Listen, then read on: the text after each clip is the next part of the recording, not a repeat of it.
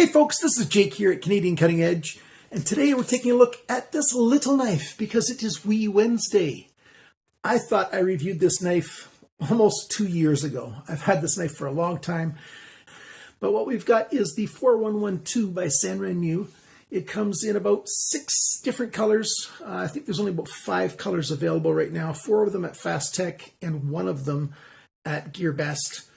And GearBest has a light blue one, and the other colors are at Fast Tech. This color, this is gray. It's like a dark gray.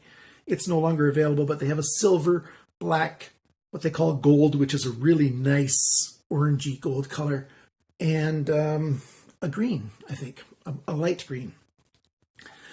Way under $10 US, under $10 Canadian, I think. Yeah. So what we've got is a little knife, aluminum handle scales with ridges in them. It even has a pocket clip, a nice lanyard hole, or you'll see what I use it for later. And we've got a nice hollow grind, like a full hollow grind right up to the spine, and 8CR13 MOV steel, which is a really good budget steel, especially for something this size. It's really good for something like this, is what I'm trying to say. So without further ado, stick around for the full review.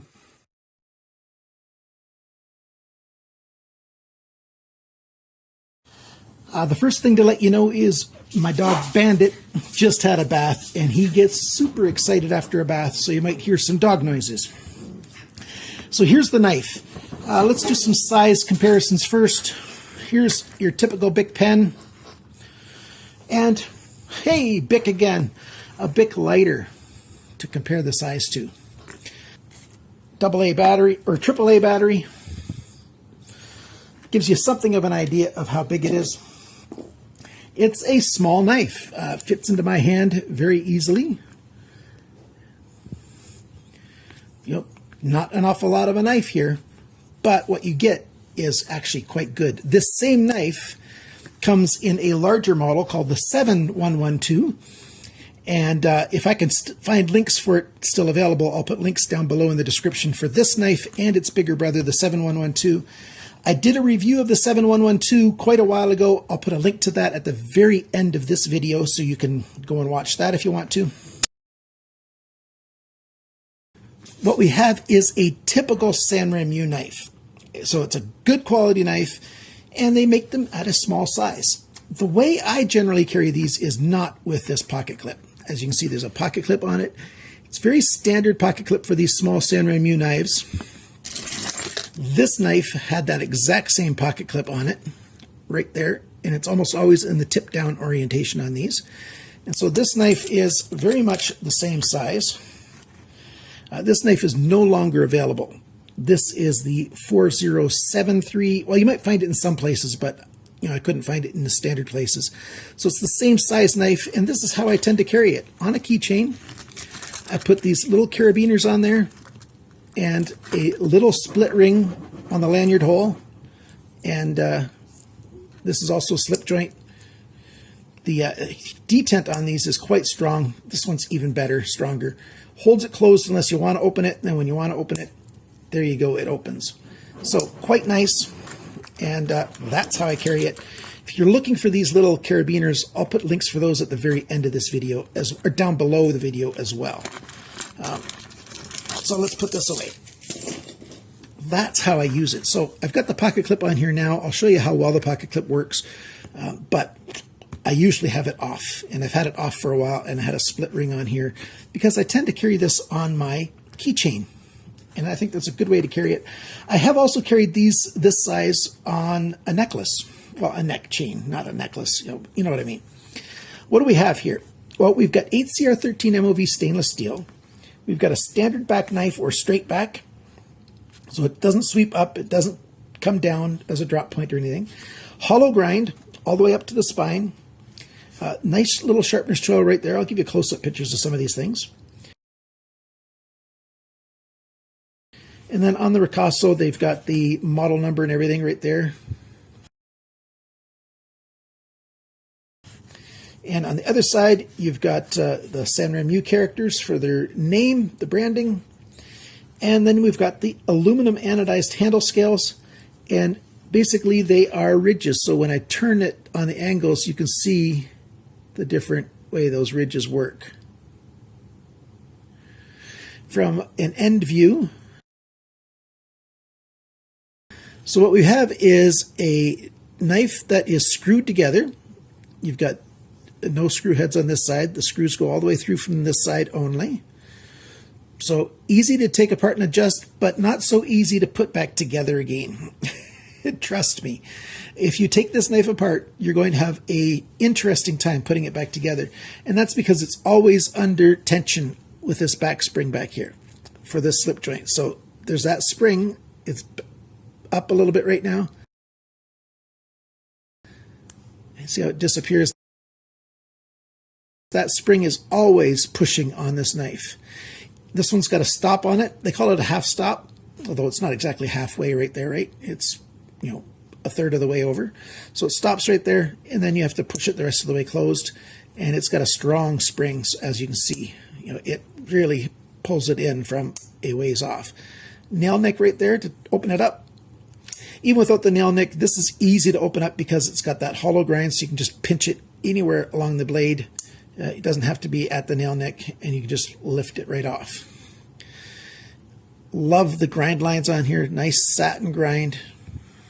Actually, once I'm looking at this nice and close, maybe I have not sharpened this one yet.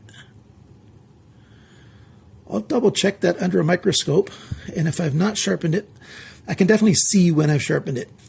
If I've not sharpened it, I'll do a sharpness test.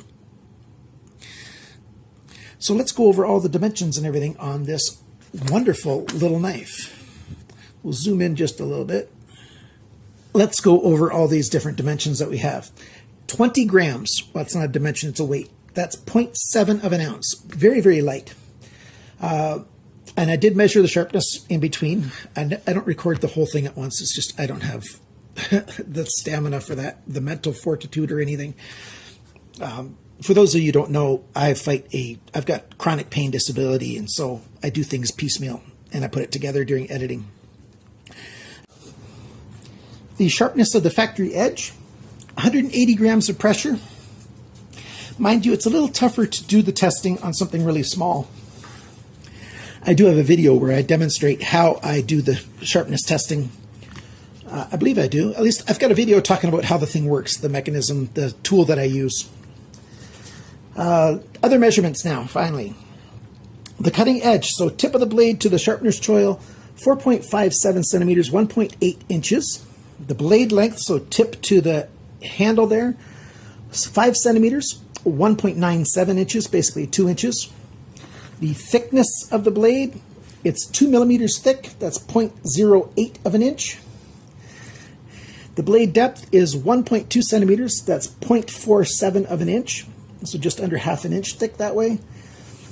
The thickness of the edge behind the grind, it's 0.37 millimeters, which is 0.0145 inches, so nice and thin behind that grind, which really helps this thing be a very nice little cutting thing. The tip is also very, very nice for getting into little delicate stuff. The grind angle is 17.2 degrees on one side and 17.8 degrees on the other side, so very consistent between the two angles. And it's a nice sharp angle. For something of this size, you're going to be doing much more delicate cutting, and so you don't have to have the more, the 20 degrees per side is for doing really, some really robust kind of cutting. The shallower you get with the angle, the more delicate that edge becomes. But the smaller the knife is, you can have a more delicate edge because you're not going to use it in the same really robust type of manner as you do, a big 3-inch blade or 4-inch blade or what have you. So that's the blade part. The handle length is 6.66 centimeters, which is 2.62 inches. The grip area inside here is about a little over 2 inches, 5.4 centimeters, 2.1 inches. The handle thickness, not counting the pocket clip or the screws that stick out a little bit, 7 millimeters, which is 0.275, so just over 1/4 of an inch thick. The handle depth is this way, and I measured it right here at the front end. And the handle depth is the same when the knife is closed or open. 1.4 centimeters, 0.56 of an inch. And the total length of this knife when the blade is deployed is 11.7 centimeters, 4.6 inches. So there you go. There are, I don't know of any places actually where this knife is not legal. It's a knife that you can carry just about anywhere, except for on an airplane. Although in some countries you can carry a knife that's got a blade that's under 6 centimeters, and this one is that. So it's a knife that's actually usable in an awful lot of places. It looks good. I really like the different colors that you can get on this thing. It's a nice vibrant thing. The texture of these lines on here give it a good grip in the hand. Like I said, I prefer it without the pocket clip, but I was going to show you the pocket clip in a pair of pants, so I'm going to do that now. So here's a pocket. I'll just put it in the coin pocket here, or fifth pocket, whatever you want to call it. And that's what it looks like in a pocket. It's nice and small and discreet and easy to carry around. The pocket clip's got good spring tension on it, so it holds on really well. It stays in the pocket when you want it to, and yet it's not that hard to get out, although I do like it with the keychain system the best. How much does this knife cost? Well, like I said, it is not expensive at all. $6.50 US, $6.48. About $8.10 Canadian, a little bit more at GearBest if you want the light blue one. It's about $8.83 or something Canadian at GearBest for the blue one, which is $6.60 or something US, whatever it is. But the ones at Fast Tech are about €5.50 and under £5 for this knife. You get the Sanrenmu quality. You get a really nice look on this knife. You get a small knife that's able to do an awful lot of stuff. You got that nice half stop there. I'm doing the pros and cons now. You get even a sharpener's choil. Makes it a little bit easier to sharpen this knife. Being a little bit deeper this way and a big flat ricasso. And I'm going to be doing a video very soon about my fillet clamp for my TS Prof system. It's easy to clamp this thing down and sharpen this edge if you've got a system like the TS Prof and the fillet clamp, knife fillet clamp. So that's good. It's very light, stays closed when you want to. It's quite sharp from the factory, not hard to sharpen if you've got the right equipment. Another thing that's really good about this knife is it's a great gift. I really like giving the 7010 by Sanrenmu as well if somebody wants a bigger knife and a locking knife. But if you want to give away a keychain kind of knife, this one's a really good choice. Get them while you can because they are no longer being made, I think. And if you wait too long, it'll go like this knife, which is no longer available at all. So you got to get them while you can, and don't hesitate too much because, it's a really cool knife. Or if you want something a little bigger, get the bigger brother. What is the con for this knife? Well, the main con for this knife, in my opinion, is that a lot of people don't have something like the TS Prof sharpening system where you've got interchangeable clamps or something that's got small enough and thin enough clamps to clamp on here without the clamps getting in the way of sharpening. And so what are you left with then? You're left with trying to sharpen this knife by hand, which can be done, or you use a really small sharpening system.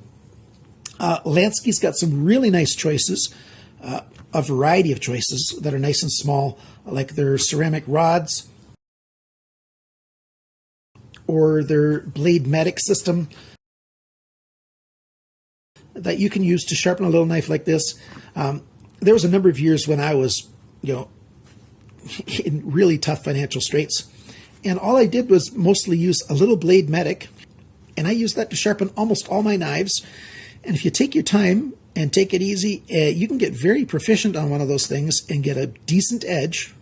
You just can't get a nice mirror edge, but you can get a nice, decent working edge on something as simple as the Lansky BladeMedic or their 4-rod box. All kinds of good stuff that Lansky makes for sharpening that is very budget friendly. So there you go. What do you think of this knife? Do you have one? Do you want to get one? Are you going to get one? If you are going to buy one, please use my links down below. I get a tiny bit of a commission sent back to me from the companies, And that helps me keep this channel going because it is expensive to be a YouTuber. It's free to upload, but it's not free to make videos, especially when you're reviewing products that you have to get into your hands. You do get some, once you're a bigger reviewer, and my channel's starting to grow to a decent size right now, I do get some knives sent to me at cost. I get some knives sent to me for free, but a good amount of the knives I have to buy retail. So thank you for your support. If you're a Patreon supporter, I thank you again very, very much. You guys are awesome. If you want to become a Patreon supporter, there's links down below. If you do become a Patreon supporter, there is a perk. Also, just by way of a small announcement, this weekend, my grandchildren, my daughter and her kids, and some of my other children are coming over for a few days. So I might not have very many videos coming out this weekend. Thank you so much for watching, liking, sharing, commenting, subscribing. Remember, guys, always cut towards your chum, not your thumb.